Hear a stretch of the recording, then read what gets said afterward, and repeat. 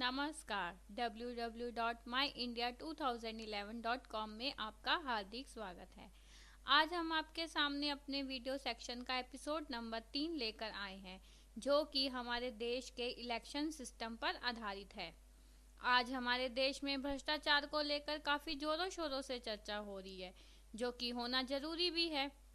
ऐसा नहीं है कि आज से पहले हमारे देश में भ्रष्टाचार नहीं था, पर एक तो आज का मीडिया काफ़ी हाईटेक हो चुका है और दूसरा लोगों में पूरी नहीं परंतु कुछ हद तक जागरूकता भी आ चुकी है। आज से पहले भी हमारे राजनीतिक लोगों के भ्रष्टाचार में लिप्त होने की खबरें आती रहती थी, परंतु पिछले कुछ वर्षों में तो जैसे घोटालों की बाढ़ ही आ गई है।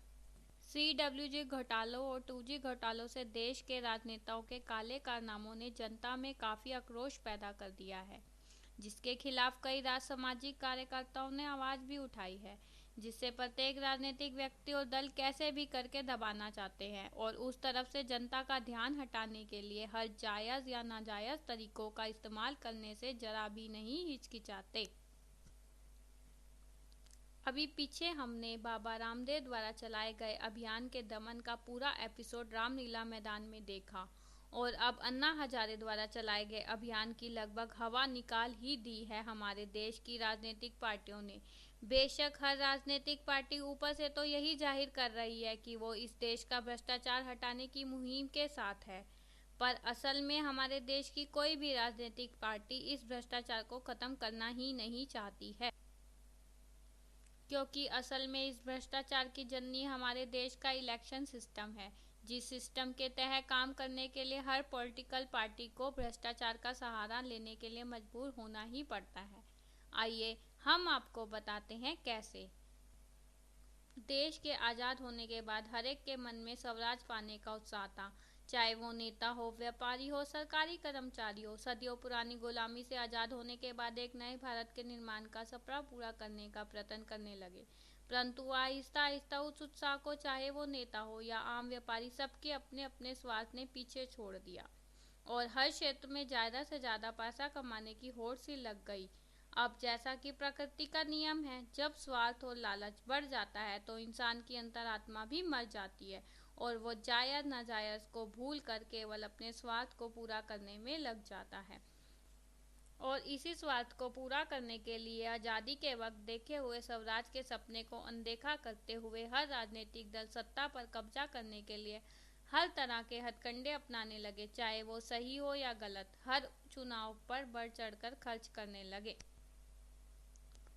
यहाँ तक कि वोट खरीदने का चलन बढ़ते बढ़ते इतना ज़्यादा बढ़ गया कि जिसका उदाहरण पिछले दिनों संसद में अमेरिका के साथ की जाने वाली न्यूक्लियर डील के संदर्भ में होने वाली वोटिंग में भी सांसद को वोट के बदले नोट देने का मामला सामने आया। अब सोचने वाली बात यह है कि इस सब के लिए पैसा इकट्ठा करने के लिए राजनीतिक दलों के पास भ्रष्टाचार के अलावा कोई और रास्ता क्यों नहीं बचता। बेशक हमारी सरकार ने चुनाव खर्चों की सीमा तय की हुई है, जो चुनाव क्षेत्र पर आधारित है। लोकसभा के चुनाव के लिए अधिकतम सीमा 40 लाख रुपए और विधानसभा के लिए 16 लाख है। चुनाव आयोग ने इस पर नज़र रखने की भी व्यवस्था की है, परंतु क्या वो इस सब में सफल हो पाता है, जो कि लगभग असंभव ही नहीं पर मुश्किल अवश्य है, क्योंकि जिस तरह देश की पुलिस हर वक्त हर जगह उपस्थित नहीं रह सकती, उसी तरह चुनाव आयोग के लिए यह काफ़ी मुश्किल कार्य है। हमारा मानना है कि जब तक हमारे देश की चुनाव प्रक्रिया ऐसी रहेगी, तब तक भ्रष्टाचार को समाप्त करने का सपना सपना ही रह जाएगा। अगर वाकई ही हम चाहते हैं कि हमारे देश से भ्रष्टाचार जड़ से खत्म हो, तो सबसे पहले हमें अपनी चुनाव प्रक्रिया को बदलना होगा, जो कि भ्रष्टाचार की जननी है। सबसे पहले तो चुनाव कम से कम लोकसभा का तो केवल 2 पार्टियों के आधार पर होना चाहिए और विधानसभा के चुनाव में इन दोनों पार्टियों के अलावा रीजनल पार्टियों को शामिल कर लेना चाहिए। 2 पार्टियों से हमारा मतलब 2 ग्रुपों से है, जिसका गठन पिछले कई वर्षों से लोकसभा के चुनाव के नतीजों के बाद किया जाता है, क्योंकि किसी भी एक पार्टी को स्पष्ट बहुमत नहीं मिल पाता और चुनाव नतीजों के बाद प्रमुख राजनीतिक दल सरकार बनाने के लिए सांसदों के जोड़ तोड़ में लग जाते हैं, जिससे संसद शुरू होने से पहले ही भ्रष्टाचार शुरू हो जाता है और जिस संसद का गठन ही भ्रष्टाचार के बल पर होगा, उससे आप भ्रष्टाचार को समाप्त करने की उम्मीद कैसे कर सकते हैं। केवल 2 राजनीतिक ग्रुपों में अहम मुकाबला होना चाहिए। इसके अलावा केवल स्वतंत्र उम्मीदवार को चुनाव लड़ने की अनुमति होनी चाहिए और जमानत के तौर पर जमा होने वाली राशि को जब्त करने की न्यूनतम वोटों का प्रतिशत इतना बढ़ाया जाना चाहिए कि हर कोई बिना ठोस समर्थन के चुनाव लड़ने की कोशिश ही ना करे, जिससे वोटों का बेवजह बंटवारा नहीं होगा और जो भी प्रत्याशी जीतेगा उसे ज़्यादा से ज़्यादा लोगों का समर्थन प्राप्त होगा। इसका सबसे बड़ा फायदा तो यह होगा कि चुनाव परिणाम के बाद बेवजह की जोड़ तोड़ और हॉर्स ट्रेडिंग को रोका जा सकेगा। चुनाव के दौरान की जाने वाली किसी भी प्रकार की रैलियां या सभाएं भी बिल्कुल बंद होनी चाहिए और ना ही कोई पार्टी या प्रत्याशी किसी किस्म की चुनाव सामग्री बांटेगा, यानी कि कोई भी प्रत्याशी किसी भी प्रकार का चुनावी खर्चा अपने पर्सनल अकाउंट से नहीं करेगा। जो भी करना होगा वो केवल इलेक्शन कमीशन द्वारा किया जाएगा। प्रत्येक पार्टी केवल अपने अपने उम्मीदवारों की डिटेल्स चुनाव आयोग को दे देगा और हर पार्टी और प्रत्याशी को अपना पक्ष रखने के लिए चुनाव आयोग ही राष्ट्रीय चैनल, दूरदर्शन और दूसरे अन्य प्राइवेट चैनलों पर टाइम स्लॉट अलॉट करेगा, जिसके लिए किसी भी पार्टी या प्रत्याशी से किसी भी तरह की कोई फीस वगैरह नहीं ली जाएगी। इस सब का मकसद है कि चुनाव में पार्टियों और प्रत्याशियों द्वारा किसी भी तरह का कोई खर्च करने की आवश्यकता ना होने की वजह से किसी भी पार्टी को किसी से डोनेशन लेने की जरूरत नहीं पड़ेगी, जो कि हमारे देश में होने वाले भ्रष्टाचार की पहली सीढ़ी है। आज के इस वैज्ञानिक युग में जहां हर क्षेत्र में आईटी टेक्नोलॉजी का इस्तेमाल हो रहा है, तो फिर चुनाव में इसका उपयोग करने से प्रशासन हिचकिचाता क्यों है। आज देश की लगभग 25% जनता के पास इंटरनेट की सुविधा है और जिस तरह जगह जगह एसटीडी और पीसीओ फोन के बूथ लगाने से कम्युनिकेशन की फील्ड में क्रांति आई है, वहीं आज जगह जगह इंटरनेट साइबर कैफे हैं। तो फिर हमारा प्रशासन देश में चुनाव को ऑनलाइन क्यों नहीं करवा सकता। जैसा कि बहुत जल्द देश के हर नागरिक को एक यूनिक आईडी नंबर मिलने वाला है, उसी के आधार पर हर वोटर को पासवर्ड दिया जाए और हर वोटर देश के किसी भी कोने से इंटरनेट के जरिए अपने पासवर्ड के द्वारा अपना वोट डाले। और जिस गरीब जनता के पास इंटरनेट की सुविधा नहीं है या वो साइबर कैफे में नहीं जा सकता, उसके लिए इलेक्शन बूथ की तर्ज पर टेम्परेरी साइबर कैफे बूथ लगाए जा सकते हैं और हर बूथ की ऑनलाइन वीडियोग्राफी होती रहनी चाहिए, जिसका लोकल इलेक्शन कमीशन के ऑफिस के साथ साथ सेंट्रल ऑफिस में भी ऑनलाइन प्रीव्यू होना चाहिए, जिससे किसी किस्म की धांधली और हेराफेरी करने का किसी को भी मौका ही ना मिले और वोटिंग खत्म होने के 1 घंटे के अंदर विजयी प्रत्याशी की भी घोषणा कर दी जानी चाहिए, जिससे किसी भी तरह की छेड़छाड़ करने का मौका ही किसी को ना मिले। सारे नतीजे आने पर इलेक्शन कमीशन पूरे रिजल्ट की सारी डिटेल्स, जिसमें विजयी प्रत्याशी के और उनकी पार्टियों के नाम के साथ प्रेसिडेंट या गवर्नर को भेज दे, जो कि उन आंकड़ों के आधार पर खुद ही बहुमत वाले संगठन को सरकार बनाने का निमंत्रण दे। इंटरनेट से वोटिंग कराने से समाज के मध्यम वर्ग के लोग, जो कि ज़्यादातर वोट डालते ही नहीं है, प्रक्रिया सरल होने की वजह से अपनी सुविधा अनुसार अपना वोट अवश्य डालेंगे, जिसका सीधा सीधा चुनाव नतीजों पर असर पड़ेगा। हमारा मत है कि अगर प्रशासन हमारे पूरे देश में चुनाव प्रक्रिया का इस प्रकार सेटअप बना देता है, तो एक तो प्रशासन का और राजनीतिक दलों और प्रत्याशियों का काफ़ी खर्चा बच सकता है और साथ साथ समय की भी काफ़ी बचत होगी। और यह प्रक्रिया इतनी जटिल भी नहीं है। आज जब इंटरनेट पर एक क्लिक से पूरी दुनिया से जुड़ा जा सकता है और कहीं भी बैठे विश्व भर की किसी भी जगह की किसी भी तरह की जानकारी ली जा सकती है, तो हम अपनी चुनाव प्रक्रिया को इतना सरल क्यों नहीं बना सकते।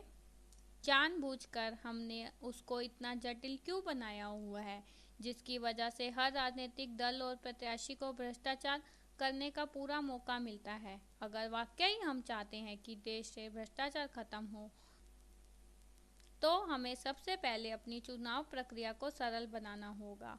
अगर हम अपनी जटिल चुनाव प्रक्रिया की वजह से राजनीतिक पार्टियों को भ्रष्टाचार करने का मौका देते हैं, तो इसका स्पष्ट अर्थ है कि हम भ्रष्टाचार को खत्म करना ही नहीं चाहते।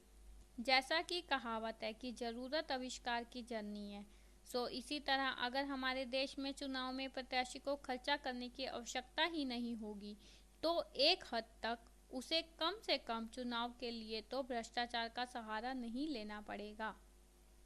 आपको हमारे द्वारा सुझाई हुई यह चुनाव प्रक्रिया कैसी लगी, हमें अवश्य लिखें, और अगर आपके दिमाग में किसी भी तरह के सुझाव हो तो हमें अवश्य भेजें। हमारा फ़ोन नंबर है 09899117277।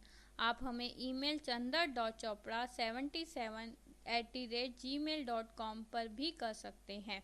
अगले एपिसोड में हम इस तरह के किसी अन्य फील्ड के कार्य प्रणाली के बारे में दिखाएंगे।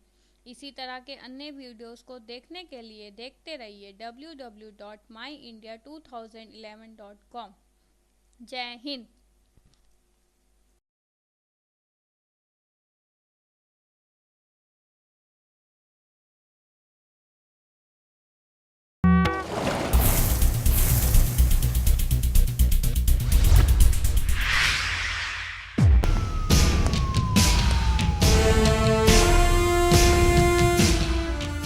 सद्दाम हुसैन तखरीदी।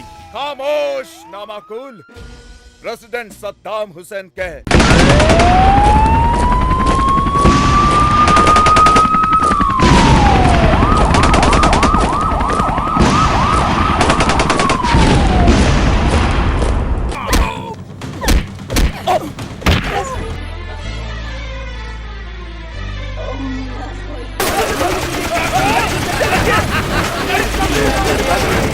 हकीकत से वाकिफ हो मेरे दोस्त, हकीकत से। और नजर घुमा के देख कि क्या हालात है अरब वर्ल्ड में। अब तो बस अलविदा कहने का वक्त आ गया अपने वतन को। तेरी हर चीज में, तेरी हर चीज में। तुम्हारी घर पे बात हुई? कहाँ? मौसूल में भी तो अब तक गोलाबारी हो रही है। अरे वो दिन दूर नहीं जब मैं हूँगा, तुम होगी और होंगे हमारे बच्चे। उनकी हसरत हो तुम, अप्सरा हो या परी हो, या रब की रहमत हो तुम। क्यों? इसमें बुराई ही क्या है? और वक्त आने पर तो गधे को भी बाप बनाना पड़ता है। अच्छा जी, ये फैसला तो आपकी अम्मी ही ले सकती है। तेरी वफाओं का जादू कहीं गया वो असर में। अभी खबर मिली है कि नोएडा से अगवा हुए 4 साल के बच्चे आयुष को किडनैपर्स ने 2 करोड़ रुपए की फिरौती लेकर रिहा कर दिया है। बस में बताइए क्या दोगे? पुलिस बुला लूंगा। चलो यहाँ से। चलो। ले मच्छर।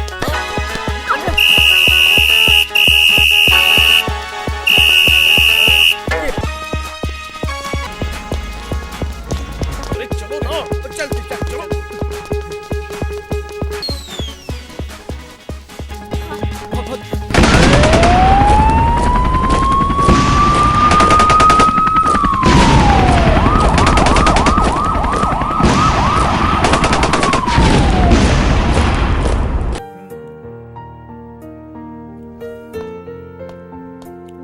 उड़ के देखो, ये पड़ी है इधर सामने। ये क्या कर रहे हो?